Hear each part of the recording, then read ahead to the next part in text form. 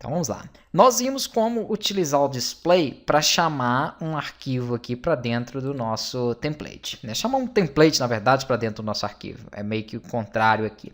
Agora nós vamos utilizar o assign para poder passar informações para o nosso template. Então vamos lá. Vamos criar primeiro aqui um objeto, eu vou chamar de minha variável. Esse objeto eu vou colocar, por exemplo, um texto. Na verdade pode ser esse mesmo texto que eu tenho aqui, ó. Eu vou trazer ele para cá. Beleza.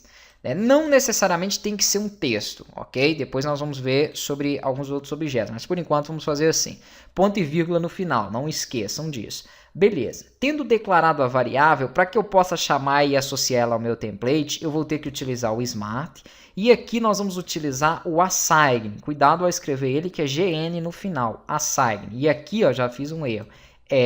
Traço, sinal de maior que, né? E aí você escreve, que é a interpolação que ele faz. Então, smart, assign, e aqui dentro de assign, que é uma função, ele pede dois parâmetros, né? O primeiro é o nome que você vai utilizar para chamar essa variável no seu template. Então, por exemplo, pode ser o mesmo nome. Eu costumo fazer isso. Aqui, ó, você não vai passar como variável, então não tem o cifrão. Você vai passar entre aspas, porque é o que ele vai ler aqui a partir do template. Então, eu vou colocar aqui minha var sem o cifrão. Cuidado que é um erro muito comum. Vírgula, porque eu falei que são dois parâmetros. E aqui sim a variável. Se eu vou estar passando a variável, então eu coloco o nome dela. Então, aqui o texto ou o nome que você vai chamar no arquivo e aqui o que está sendo enviado, que é, no caso, o valor da variável minha var.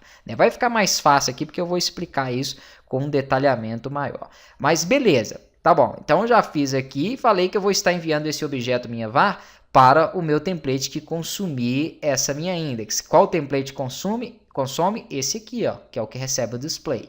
Então, nele, em vez de eu colocar aqui texto, eu vou abrir chaves e dentro dessas chaves, que no Angular, na verdade, é chave dupla, mas chamada de interpolação, né, aqui também nós podemos definir como uma interpolação, eu vou colocar aqui o nome da minha variável. Então, eu abro e simplesmente coloco aqui, não só o nome, eu coloco a variável inteira, né, que é minha var, com o cifrão. Isso vai dar certo? Ele só não vai dar certo porque aqui tem um erro. Então, quando eu tento executar, o que acontece? Ele dá erro. Ele fala que minha var é indefinida para o meu template. E isso aqui, se você não tiver uma atenção que eu vou estar mostrando para vocês agora, vai acontecer direto. A última coisa que deve rodar é esse display. Porque não tem como ele passar para ele reconhecer essas variáveis aqui em display, por isso que ele dá indefinido, porque quando ele chega nessa linha, ele já começa a ler esse código. Quando ele chega nele e vê minha var, ele não leu essa linha 6 nem a linha 8. Então não existe ainda para ele no modelo essas variáveis. Então a última coisa que ele tem que ler aqui é executar, né, na verdade, é o meu display.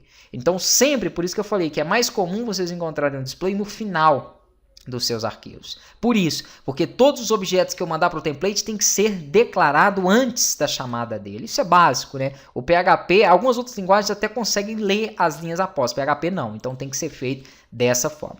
Vou atualizar novamente o que aconteceu. Bem-vindos ao nosso curso de Smart. Se eu altero aqui qualquer uma dessas informações, ó, Smart, bem-vindo ao nosso curso de Smart com PHP. Beleza.